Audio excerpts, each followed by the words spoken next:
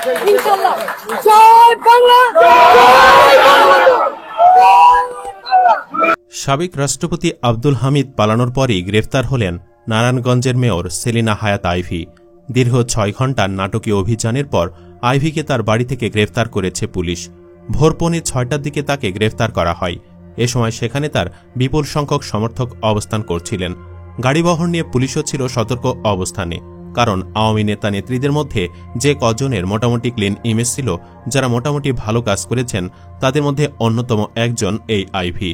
মানুষ ভালোবেসে তাকে আইভী আপা বলে ডাকেন, তাই তার গ্রেফতারে নাখোশ অনেকেই। এ বিষয়ে আপনার কি অনুভূতি? কমেন্টে জানিয়ে আইভী গ্রেফতারের গোপন কারণ জেনে নিন। জানা গেছে, গত রাত 11:30টার দিকে আইভীকে গ্রেফতারের জন্য নারায়ণগঞ্জ জেলা শহরের দেওভোগ এলাকায় তার নতুন বাড়িতে অভিযান চালায় পুলিশ। এ খবর পেয়ে আইভীর সমর্থকেরা বাড়িটির সামনে অবস্থান নেন এবং দুটি সড়কের 10 থেকে 15টি পয়েন্টে বাঁশ দিয়ে অবরোধ করেন। এ বিষয়ে নারায়ণগঞ্জের অতিরিক্ত পুলিশ সুপার মোহাম্মদ হাসিনুজ্জামান বলেন, নারায়ণগঞ্জ সিটি কর্পোরেশনের সাবেক মেয়র আইভীর বিরুদ্ধে হত্যাসহ 6টি মামলা রয়েছে। রাতে তাকে গ্রেফতার করতে এলে সে সময় তিনি পুলিশের সঙ্গে যেতে রাজি হননি। তিনি বলেছিলেন, দিনের আলো ফুটলে যাবেন। গ্রেফতার প্রক্রিয়ায় তিনি সহযোগিতা করেছেন। তাকে জেলা গোয়েন্দা কার্যালয়ে নেওয়া হবে। এলাকাবাসী জানিয়েছেন, সাবেক মেয়র আইভীর বাড়ির গেটের সামনে শত শত মানুষ জড়ো হন। এ সময় তারা স্লোগান দেন, আইভী আপার কিছু হলে জ্বলবে আগুন ঘরে ঘরে। আইভী আপা আটক কেন, জানতে চায় প্রশাসন। এরকম নানা স্লোগানে মুখরিত করে রাখেন পুরো এলাকা। খোঁজ নিয়ে জানা যায়, রাত 11:30টার দিকে আইভীকে আটক করতে নারায়ণগঞ্জ সদর থানার পুলিশের একটি দল দেওভোগ এলাকায় অবস্থিত আইভীর বাসভবন চুনকাকুটিরে প্রবেশ করে। এ সময় পুলিশের অভিযানের খবরে রাস্তায় নেমে আসেন স্থানীয় বাসিন্দারা। এর ফলে পুলিশ সদস্যরাও বাড়ির ভেতরে অবরুদ্ধ হয়ে পড়েন। তারা এখনও বাড়ির ভেতরে রয়েছেন। এ সময় আইভীর বাড়ির প্রবেশপথে 2 রাস্তায় বাস, ঠেলাগাড়ি, ভ্যানগাড়ি ফেলে অবরুদ্ধ করে রাখে এলাকার মানুষজন। আশেপাশের এলাকার মসজিদের মাইকে ঘোষণা দিয়ে স্থানীয়দের রাস্তায় নেমে আসার আহ্বান জানানো হয়। তার মানে এটা স্পষ্ট, আইভী গণমানুষের নেত্রী হতে পেরেছিলেন। যদিও জুলাই আগস্টে তার অবস্থান নিয়ে প্রশ্ন তোলা যেতেই পারে, আর মূলত সেজন্যই তাকে গ্রেফতার হতে হয়েছে। বৈষম্য বিরোধী ছাত্র আন্দোলন চলাকালীন নারায়ণগঞ্জে একটি হত্যা মামলায় নারায়ণগঞ্জ সিটি কর্পোরেশনের মেয়র সেলিনা হায়াত আইভীকে আসামি করা হয়েছে। মামলার বাদী নাজমুল হক বৈষম্য বিরোধী ছাত্র আন্দোলন চলাকালীন গুলিতে নিহত পোশাক শ্রমিক মিনারুল ইসলামের ভাই। মামলায় 132 জনের নাম উল্লেখ করে আরও 200 থেকে 300 জনকে অজ্ঞাত আসামি করা হয়। এছাড়া তার বিরুদ্ধে তদন্ত করছে দুদক। নারায়ণগঞ্জ সিটি কর্পোরেশনের আওতাভুক্ত সিদ্ধিরগঞ্জে কঠিন বজ্র সংগ্রহ এবং অপসারণ ব্যবস্থাপনা প্রকল্পে প্রতিবছর কোটি কোটি টাকা লোপাট করার অভিযোগ রয়েছে সাবেক মেয়র আইভীর 2 ভাই আলী রেজি রিপন ও আহমদ আলী রেজা উজ্জ্বলের বিরুদ্ধে। এছাড়া অভিযোগের মধ্যে রয়েছে নারায়ণগঞ্জ জেলায় 7 তলা বিশিষ্ট এক বিশাল বাড়ি। নারায়ণগঞ্জ জেলার ঐতিহ্যবাহী চিত্ত বিনোদন ক্লাব ভেঙে সেখানে একটি মার্কেট নির্মাণ। বাংলাদেশ রেলওয়ের 18 একর জমি দখল করে সেখানে শেখ রাসেল পার্ক নির্মাণ করা হয়েছে। উক্ত সম্পদ ও দুর্নীতি ব্যতীত সাবেক মেয়র সেলিনা হায়াত আইভীর নামে এবং তার উপর নির্ভরশীল ব্যক্তি ও তার নিকট আত্মীয়দের নামে থাকা সম্পদের অনুসন্ধান করছে সংস্থাটি। সেলিনা হায়াত আইভী নারায়ণগঞ্জ সিটি কর্পোরেশনের মেয়র হিসেবে নির্বাচিত হওয়ার পর ব্যক্তিগত সহকারী হিসেবে আবুল হোসেনকে নিয়োগ করা হয়। আবুল হোসেন ক্ষমতার অপব্যবহার করে ভয়ভীতি প্রদর্শন করে সিএনজি চালিত অটোরিকশা থেকে চাঁদাবাজি করে কোটি কোটি টাকা হাতিয়ে নিয়েছেন। তার নামে নারায়ণগঞ্জে রয়েছে 4-5টি ফ্ল্যাট। এছাড়া সাবেক মেয়র আইভীর ব্যক্তিগত সহকারী আরিফ হোসেনকে তার পদে পদায়ন না করে একটি বিদ্যালয়ের শিক্ষক হিসেবে পদায়ন করা হয়। তার গাড়ি চালকের নামে নারায়ণগঞ্জে বরফকল ও পানির কল এলাকায় 2টি ফ্ল্যাট রয়েছে। এছাড়াও আরও অবৈধভাবে অর্জিত জ্ঞাত আয় বহির্ভূত সম্পদ রয়েছে বলে গোয়েন্দা অনুসন্ধানে তথ্য পাওয়া গেছে বলে সূত্রটি জানিয়েছে। সেলিনা হায়াত আইভী 2003 সালে বিএনপি জোট সরকারের আমলে প্রথম নারায়ণগঞ্জ পৌরসভার চেয়ারম্যান নির্বাচিত হন।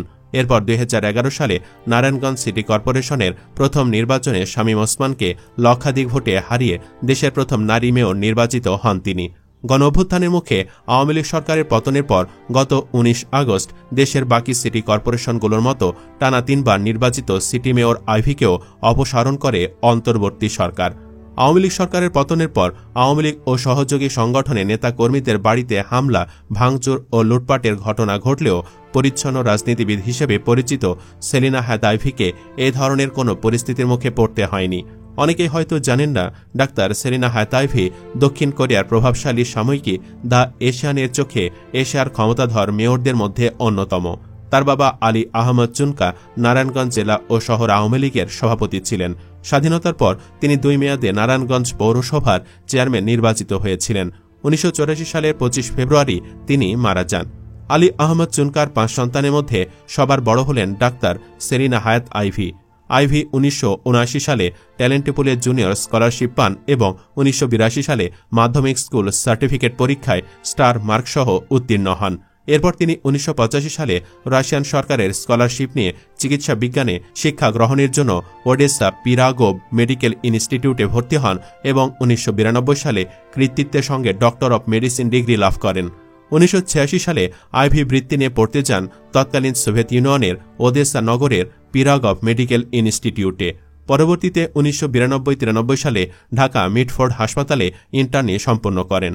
ডাক্তার আইভি তার সুদীর্ঘ শিক্ষা জীবনের পর 1993-94 সালে মিডফোর্ড হাসপাতালে এবং 1994-95 সালে নারায়ণগঞ্জ 200 শয্যা বিশিষ্ট হাসপাতালে অনারারি চিকিৎসক হিসাবে কাজ করেন।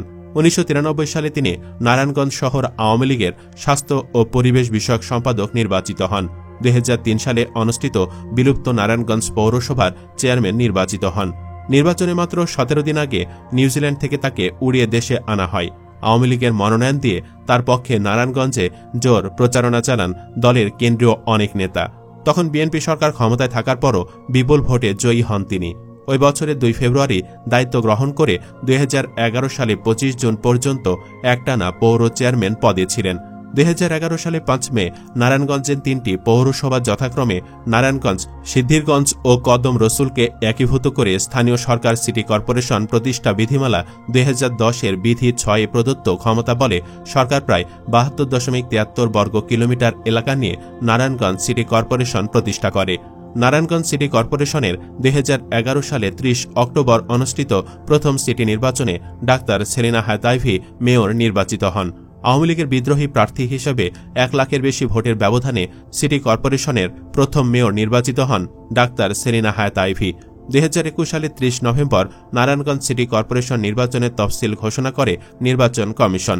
বিএনপি দলীয়ভাবে এ নির্বাচন বয়কট করলেও দলের কেন্দ্রীয় নেতা তৈমুর আলম খন্দকার স্বতন্ত্র মেয়র প্রার্থী হিসেবে হাতি প্রতীক নিয়ে নির্বাচনে অংশ নেন। নির্বাচনে অংশ নেওয়ায় তাকে প্রথমে জেলা বিএনপির আহ্বায়ক এবং পরে চেয়ারপারসনের উপদেষ্টা পদ থেকে অব্যাহতি দেওয়া হয়। তারপরও স্থানীয় বিএনপি নেতাকর্মী ও নগরীর বিভিন্ন শ্রেণী পেশার মানুষের সমর্থনে ভোট যুদ্ধে নামেন তৈমুর। নির্বাচনের তফসিল ঘোষণার পর থেকে ভোট গ্রহণ পর্যন্ত বড় ধরনের কোনো অপ্রীতিকর ঘটনা ছাড়াই নির্বাচন অনুষ্ঠিত হয়েছে। সকল জল্পনা কল্পনার অবসান ঘটিয়ে তৃতীয়বারের মতো নারায়ণগঞ্জ সিটি কর্পোরেশনের 69,000 ভোটের ব্যবধানে মেয়র নির্বাচিত হন আওয়ামী লীগ মনোনীত নৌকার প্রার্থী সেলিনা হায়াত আইভি। সুপ্রিয় দর্শক, একদিকে আইভি যেমন দারুণ দারুণ কাজ করেছেন, অন্যদিকে তার কিছু বিতর্কও আছে। আপনি ব্যক্তিগতভাবে তাকে পছন্দ নাকি ঘৃণা করেন? কমেন্টে জানিয়ে দিন আপনার রায়। আর অবশ্যই ভিডিওটি লাইক শেয়ার করার আহ্বান রইল। ধন্যবাদ।